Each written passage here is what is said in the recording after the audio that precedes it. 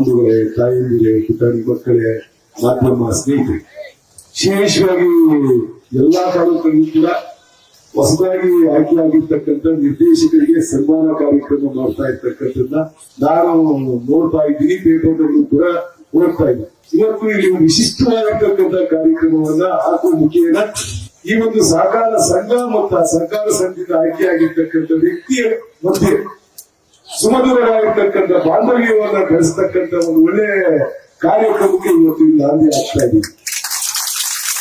ಅದೇನು ಅಂತಂದ್ರೆ ಇವತ್ತು ಯಾರು ಸಹಕಾರ ಸಂಘದಲ್ಲಿ ನಿರಂತರವಾಗಿ ದುಡಿತಾ ಇರ್ತಕ್ಕಂಥ ಕಾರ್ಯದರ್ಶಿಗಳಿರ್ಬೋದು, ಅಧ್ಯಕ್ಷರಿರ್ಬೋದು, ಆ ಸಹಕಾರ ಸಂಘದಲ್ಲಿ ಕೆಲಸ ಮಾಡ್ತಕ್ಕಂಥವ್ರಿರ್ಬೋದು, ಅವರನ್ನ ಸನ್ಮಾನಿಸ್ತಕ್ಕಂಥ ಒಂದು ಒಳ್ಳೆ ಕಾರ್ಯಕ್ರಮವನ್ನ ಇವತ್ತಿಲ್ಲಿ ಆಯೋಜಿಸಿದ್ದಾರೆ. ಯಾರು ಈ ಕಾರ್ಯಕ್ರಮವನ್ನ ಕಾನ್ಸೆಪ್ಟ್ ಇಟ್ಕೊಂಡು ಆಯೋಜನೆ ಮಾಡಿದ್ರು ಅವರೆಲ್ಲರಿಗೂ ಕೂಡ ನಾನು ತುಂಬ ಧನ್ಯವಾದಗಳನ್ನ ಹೇಳಲಿಕ್ಕೆ ಬಯಸ್ತೀನಿ. ವಿಶೇಷವಾಗಿ ಒಂದು ಸಹಕಾರ ಸಂಘ ಅತ್ಯುತ್ತಮವಾಗಿ ರೈತರ ಬೇಡಿಕೆಗಳಿಗೆ ಪೂರಕವಾಗಿ ರೈತರಿಗೆ ಅಗತ್ಯಗಳನ್ನ ಪೂರೈಸತಕ್ಕಂತ ನಿಟ್ಟಿನಲ್ಲಿ ಕೆಲಸ ಮಾಡಬೇಕು ಅಂತಂದ್ರೆ ಆ ಸಹಕಾರ ಸಂಘಕ್ಕೂ ಮತ್ತು ಅಲ್ಲಿ ಕೆಲಸ ಮಾಡತಕ್ಕಂಥ ಅಧಿಕಾರಿ ವರ್ಗ ಮತ್ತೆ ಆಡಳಿತ ವರ್ಗ ಎರಡೂ ಕೂಡ ಅವರಿಗೆ ಸ್ಪಂದಿಸತಕ್ಕಂಥದ್ದು ಅತ್ಯಂತ ಅಗತ್ಯವಾಗಿ ಆಗ್ಬೇಕಾಗಿದೆ. ಆ ನಿಟ್ಟಿನಲ್ಲಿ ಪ್ರಯತ್ನಗಳಾದಾಗ ಮಾತ್ರ ಈ ಸಹಕಾರ ಸಂಘ ಹೆಚ್ಚಿನ ಬೆಳವಣಿಗೆಯನ್ನ ಕಾಣಲಿಕ್ಕೆ ಸಹಕಾರ ಆಗುತ್ತೆ ಅಂತ ನಾನು ಕೂಡ ಭಾವಿಸ್ತೀನಿ. ವಿಶಿಷ್ಟ ಸಂದರ್ಭಗಳಲ್ಲಿ ಮಾತ್ರ ನಾನು ಈ ಸಹಕಾರ ಸಂಘಗಳಿಗೆ ಎಂಟ್ರಿ ಆಗಿರ್ತಕ್ಕಂಥದ್ದು. ಡಿಸಿಸಿ ಬ್ಯಾಂಕ್ ಎಂಟ್ರಿ ಆದ್ರೆ ಅದಕ್ಕೆ ನಮ್ಮ ಸೀನಣ್ಣ ಕಾರಣ, ನಾವು ಗೊತ್ತಿರಲಿಲ್ಲ. ಅದು ಇದಕ್ಕೆ ಕಾರಣ ಎಂಟ್ರಿ ಆದ್ರೆ ನಮ್ಮ ಚಂದ್ರನ ಕಾರಣ. ಅವರ ನಮ್ಮ ಬಾಂಧವ್ಯ ಇವತ್ತು ನೆನೆದಲ್ಲ. ಅವರಪ್ಪ ನಾನು ಜಪ್ತಿ ಮೆಂಬರು, ನಮ್ಮಪ್ಪ ಅವರಪ್ಪ ಸುಮಾರು 40-50 ವರ್ಷಗಳ ಕಾಲ ನಿರಂತರವಾಗಿ ಸನ್ಮಾನ್ಯ GS ಬಸವರಾಜರವರ ಮುಖಂಡತ್ವದಲ್ಲಿ ಕೆಲಸ ಮಾಡಿರ್ತಕ್ಕಂಥ, ಅವರ ನಾಯಕತ್ವದಲ್ಲಿ ಕೆಲಸ ಮಾಡಿರ್ತಕ್ಕಂಥ ಇಬ್ಬರು ಒಂದು ರೀತಿ ಅಣ್ಣ ತಮ್ಮಂದಿರ ಭಾವನೆ ಇದ್ದಿದ್ದು.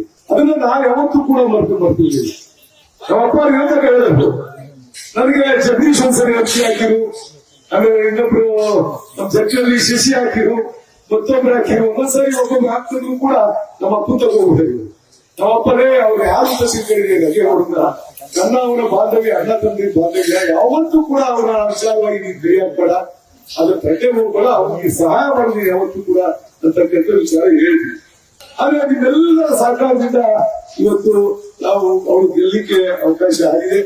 ಇವನ್ನೆಲ್ಲ ಋಣ ತೀರಿಸ್ತಕ್ಕಂಥದ್ದು ಕೂಡ ನಮ್ಮ ಮೇಲೆ ಇದೆ ಅಂತ ನಾನು ಭಾವಿಸಿದ್ವಿ. ಯಾಕಂದ್ರೆ ನಮ್ಮ ಕರ್ತವ್ಯ ಕೂಡ ನಾವು ಅಧಿಕಾರ ಪಡಿಸ್ತಕ್ಕಂಥದ್ದು ಗೊತ್ತಿರಲ್ಲ, ಆ ಅಧಿಕಾರವನ್ನು ಉಪಯೋಗಿಸಿ ನಾವೆಲ್ಲ ಸೇವೆಯನ್ನ ಪ್ರಾಮಾಣಿಕವಾಗಿ ಮಾಡ್ತಕ್ಕಂಥದ್ದನ್ನ ನಾವು ಮಾಡಿದಾಗ ಮಾತ್ರ ಅದಕ್ಕೆ ನ್ಯಾಯ ಒದಗಿಸಿಕೊಟ್ಟ ರೀತಿ ಆಗುತ್ತೆ. ಆ ಪ್ರಯತ್ನವನ್ನು ಮುಂದಿನ ದಿನಗಳಲ್ಲಿ ನಾವು ಮಾಡಿಸ್ತೀವಿ, ಅವ್ರಿಗೆ ಅವಳ ಮುಖ್ಯ ಅಂತಕ್ಕಂಥದ್ದು ನಾನು ನಿಮ್ಮ ಇಲ್ಲಿ ಘಂಟಾಘೋಷವಾಗಿ ಹೇಳಿಕೆ ಬಯಸ್ತೀನಿ. ಯಾರು ಕೂಡ ನಮಗೆ ಸಹಕಾರ ಕೊಟ್ಟಿಲ್ಲ, ನಂಬ್ಕೊಂಡ್ರಿ ನೀವು. ನಾವೆಲ್ಲ ಸಹಕಾರ ಕೊಟ್ಟಿಲ್ಲ, ಈ ಮನುಷ್ಯರಿಗೆ ಹೆಂಗ್ ಹೋಗೋದ್ರಿಂದ ಭಾವನೆಯೂ ಕೂಡ ಇಟ್ಕೊಂಡ್ರಿ. ನನ್ನ ಎತ್ತ ತಾಯಿ ಹಣೆಗೂ ನಾವು ಯಾರಿಗೂ ಇಡೀ ಜಿಲ್ಲೆಯಲ್ಲಿ ತಾಲೂಕಲ್ಲಿ ದ್ವೇಷ ಮಾಡ್ತಕ್ಕಂಥ ಮನೋಭಾವವನ್ನ ಬೆಳೆಸ್ಕೊಂಡಿಲ್ಲ.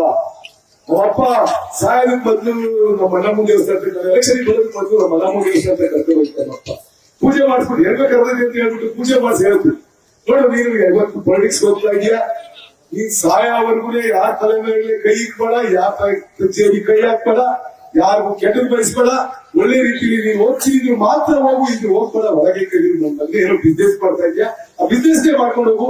ಯಾವುದೇ ಕಾರಣಕ್ಕೆ ಜನರಿಗೆ ಸಾರ್ವಜನಿಕರಿಗೆ ತೊಂದರೆ ಕೊಡ್ತಕ್ಕಂಥ ಮನೋಭಾವವನ್ನು ಏನಾದ್ರು ಬೆಳೆಸ್ಕೊಂಡಿದ್ರೆ ನೀವು ನನಗೆ ಮಾಡಿರ್ತಕ್ಕಂಥ ದ್ರೋಹ, ಅಣ್ಣನಿಗೆ ಮಾಡ್ತಕ್ಕಂಥ ದ್ರೋಹ ನಿಂತಕ್ಕಂಥದ್ದನ್ನ ನನ್ನ ಮಾತಾಡಿ ನಮ್ಮ ಒಬ್ಬರ ಹಸ್ತಿಗೆ ಬೆಳೆಸ್ತಕ್ಕಂಥ ಕೊನೆಯವರೆಗೂ ನಾವು ಅವ್ರ ಮಾತಿಗೆ ಬದ್ಧರಾಗಿ ಇವತ್ತು ಕೂಡ ನಡ್ಕತಕ್ಕಂಥದ್ದನ್ನ ನಾವು ಮಾಡ್ತೀವಿ. ಕೆಲವು ಮನೆ ಹತ್ರ ಬಂದಿದ್ದರಿಗೆ ಗೊತ್ತಿತ್ತು, ನಮ್ಮಲ್ಲಿ ಸುಮಾರು 91,582 ಲೀಟರ್ ಪ್ರತಿನಿತ್ಯ ನೀವು ಹಾಲನ್ನು ಉತ್ಪಾದನೆ ಮಾಡ್ತಾ ಇದ್ದೀವಿ. ಇದಕ್ಕೆ ಸಮಾನಾಂತರವಾಗಿ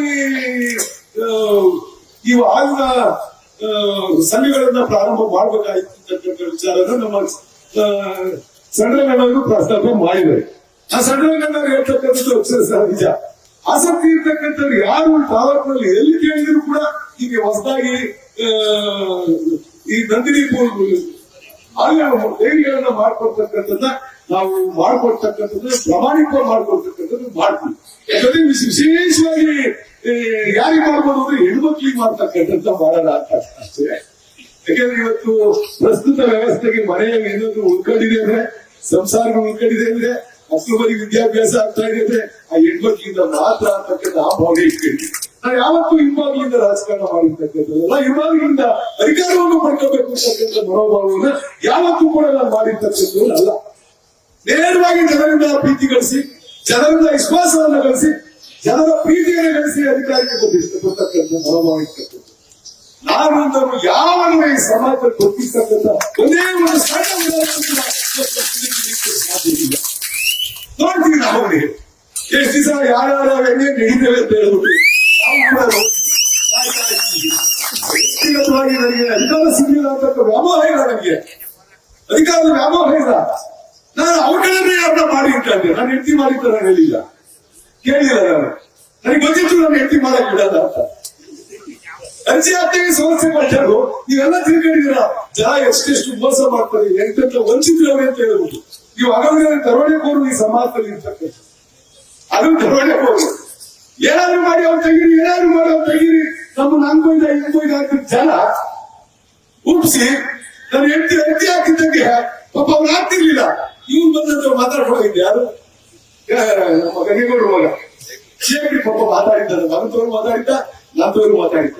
ಅವ್ರೇನೋ ಕೆಲಸಗಳಿತ್ತು, ಅವ್ರು ಮಾಡ್ಕೊಡೋಣ ಅಂತಕ್ಕಂಥ ಪ್ರಸ್ತಾಪ ಮುಂದಿಟ್ಟಿದ್ದ, ಅದನ್ನ ಮಾಡ್ಕೊಡ್ತೀನಿ ಅಂತ ಹೇಳಿದ್ವಿ. ಅವ್ರು ಸರಿಯಾಗಿದ್ದ.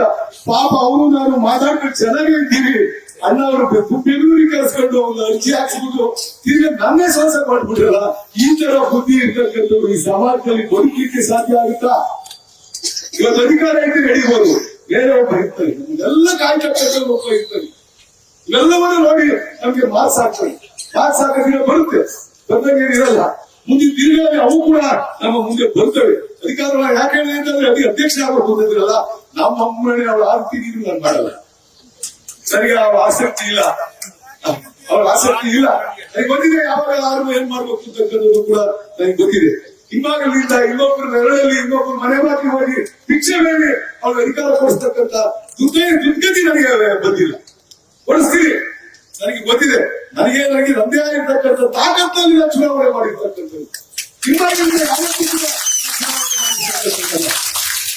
ನನ್ನ ಜನರ ಆಶೀರ್ವಾದದಿಂದ ನಾನು ಚುನಾವಣೆ ಎದುರಿಸಿರ್ತಕ್ಕಂಥದ್ದು, ಗೆದ್ದಿರ್ತಕ್ಕಂಥದ್ದು. ನಾನು ಯಾರಿಂದಲೂ ಕೂಡ ಹಿಂಬಾಲಿಂದ ಅಧಿಕಾರ ಗಳಿಸಿರ್ತಕ್ಕಂಥದ್ದಲ್ಲ. ತಾಕತ್ತು ತೋರ್ಸೋದು ಎಲ್ಲಿ ಇರ್ತಕ್ಕಂಥದ್ದೇ ನಾನು ತೋರಿಸ್ತೀನಿ. ನಾನು ತಾಕತ್ತಿನ ಮತ್ತೆ 5 ಬಾರಿ ಎಮ್ಎಲ್ಎ ಆಗಿರ್ತಕ್ಕಂಥದ್ದು. ಯಾರು ಅಪಕ್ಷರು 5 ಬಾರಿ ಎಮ್ಎಲ್ಎ ಆಗ್ತಾರೆ.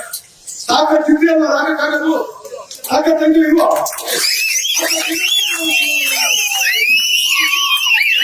ಸಹಕಾರ ಸಂಘದಲ್ಲಿ ಜಾತಿ ಇರಬಾರ್ದು, ಪಕ್ಷ ಇರಬಾರ್ದು, ಧರ್ಮ ಇರಬಾರ್ದು. ಎಲ್ಲರೂ ಸೇರಿ ಈ ಸಂಸ್ಥೆಯನ್ನ ಕಟ್ಟತಕ್ಕಂಥ ಕೆಲಸಗಳನ್ನ ಮಾಡ್ಬೇಕಾಗುತ್ತೆ. ಅಂತದ್ರಲ್ಲಿ ವ್ಯವಸ್ಥೆಯನ್ನ ಹಾಳು ಮಾಡ್ತಕ್ಕಂಥ, ದುರ್ಬುದ್ಧಿಯನ್ನು ತೋರಿಸ್ತಕ್ಕಂಥ ಕೆಲಸವನ್ನು ಯಾರು ಕೂಡ ಮಾಡಬಾರ್ದು. ನಾವೆಲ್ಲ ಇದನ್ನ ನೋಡ್ಕೊಂಡೇ ಬಂದಿದ್ದೀನಿ. ನಾನು 3 ಚುನಾವಣೆ ಸೋಲಿಸ್ತೀನಿ ಅಂತಂದ್ರು ಏನು ಮಾಡಕ್ಕಾಗಲ್ಲ. ಜನರು ನಿಮ್ಮ ಆಶೀರ್ವಾದ ಇರೋವರೆಗೂ ಯಾರು ಯಾವತ್ತೂ ತೆಗಿಯಕ್ಕಾಗಲ್ಲ, ಯಾವತ್ತೂ ಲೀಡಿಂಗ್ ಮಾಡಕ್ಕಾಗಲ್ಲ. ಈ ಪ್ರಜಾಪ್ರಭುತ್ವ ವ್ಯವಸ್ಥೆಯಲ್ಲಿ ಪ್ರಜೆಗಳ ಸಹಕಾರ ಯಾವತ್ತು ಒಬ್ಬ ವ್ಯಕ್ತಿಗೆ ಇರುತ್ತಾ ಅದ್ರ ಮುಂದೆ ಯಾವನು ಏನು ಮಾಡಕ್ಕಾಗಲ್ಲ ಅಂತಕ್ಕಂಥದ್ದನ್ನ ಮನಸ್ಸಲ್ಲಿ ಇಟ್ಕೊಳ್ಬೇಕಾಗುತ್ತೆ. ನಾವು ಕೂಡ ಜನ ಎಲ್ಲಿ ಬಾಂಧವ್ಯ ಇರುತ್ತೆ, ಎಲ್ಲಿ ಪ್ರೀತಿ ಇರುತ್ತೋ ಅವರಿಗೆ ಮಾತ್ರ ಈ ಪ್ರಜಾಪ್ರಭುತ್ವ ವ್ಯವಸ್ಥೆಯಲ್ಲಿ ಗೌರವ, ಅಹಂಕಾರ, ದುರಹಂಕಾರ, ದಬ್ಬಾಳಿಕೆ, ದೌರ್ಜನ್ಯ ಯಾವ ಕೂಡ ಜಾಸ್ತಿ ನಡೆಯಲ್ಲ ಅಂತಕ್ಕಂಥದ್ದನ್ನ ನಾವೆಲ್ಲ ರಾಜಕಾರಣದಲ್ಲಿ ಇರ್ತಕ್ಕಂಥವ್ರು ಮನವರಿಕೆ ಮಾಡ್ಕೊಂಡು ನಡಿಬೇಕು ಅಂತ ನಾನು ಭಾರತೀಯವಾಗಿ ಹೇಳಕ್ಕೆ ಬಯಸ್ತೀನಿ. ಸುಮಾರು 52 ಸಂಘಗಳಿಗೆ ಇನ್ನೂ ಕೂಡ ಸ್ವಂತ ಕಟ್ಟಡಗಳನ್ನ ಹೊಂದಲಿಕ್ಕೆ ಸಾಧ್ಯ ಇಲ್ಲ. ಯಾವ್ಯಾವ ಆತರ ಇದ್ದಾವೆ ನಾನು ಸುಪ್ರೀಂಗೆ ಅದರ ಮಾಹಿತಿಯನ್ನು ತಿಳಿಸ್ತಕ್ಕಂಥದ್ದನ್ನ ಮಾಡ್ತೀನಿ. ನಿಮ್ಗೆ ಸ್ವಂತ ನಿವೇಶನ ಇಲ್ಲ ಅಂತಂದ್ರೆ ನಾನು ನಿವೇಶನವನ್ನ ಕೊಡ್ತಕ್ಕಂಥ ಪಂಚಾಯತಿಗೆ ನಿವೇಶನವನ್ನ ಕೊಡ್ತಕ್ಕಂಥ ಕೆಲಸವನ್ನ ನಾನು ಮಾಡಬೇಕು. ಎಲ್ರಿಗೂ ಒಳ್ಳೆದಾಗಲಿ ಅಂತ ಹಾರೈಸಿ ನಿಮ್ಮೆಲ್ಲ ಸಹಕಾರದಿಂದ ಇವತ್ತು ಭಾರತೀಯರು ಗೆದ್ದಿದ್ದಾರೆ. ನಿಮ್ಮೆಲ್ಲ ಋಣ ತೀರಿಸ್ತಕ್ಕಂಥ ಕೆಲಸವನ್ನ ನಾನು ಪ್ರಾಮಾಣಿಕವಾಗಿ ಮಾಡ್ತಕ್ಕಂಥ ಕೆಲಸವನ್ನ ಮಾಡ್ತೀನಿ. ನನ್ನ ಜೀವನದ ಕೊನೆ ಉಸಿರಿನವರೆಗೂ ನಿಮ್ಮೆಲ್ಲರ ಋಣ ತೀರಿಸಲಿಕ್ಕೆ ಸಾಧ್ಯ ಆಗಲ್ಲ. ಅಂತ ಒಂದು ಜವಾಬ್ದಾರಿಯನ್ನ ನಮಗೆ ವಹಿಸಿದ್ದೀರಾ, ನಮ್ಮನ್ನ ನಂಬಿದ್ದೀರಾ, ಇವೆಲ್ಲ ಅವಕಾಶ ಕೊಟ್ಟಿದ್ದೀರಾ. ನಿಮ್ಮ ಅವಕಾಶಕ್ಕೋಸ್ಕರ ನಾನು ಯಾವತ್ತೂ ಕೂಡ ಗುರಿಯಾಗಿರ್ತೀನಿ ಅಂತಕ್ಕಂಥ ಮಾತನ್ನ ಈ ಸಂದರ್ಭದಲ್ಲಿ ಎಲ್ರಿಗೂ ಒಳ್ಳೆದಾಗಿ ಮಾತನಾಡ್ತೀನಿ.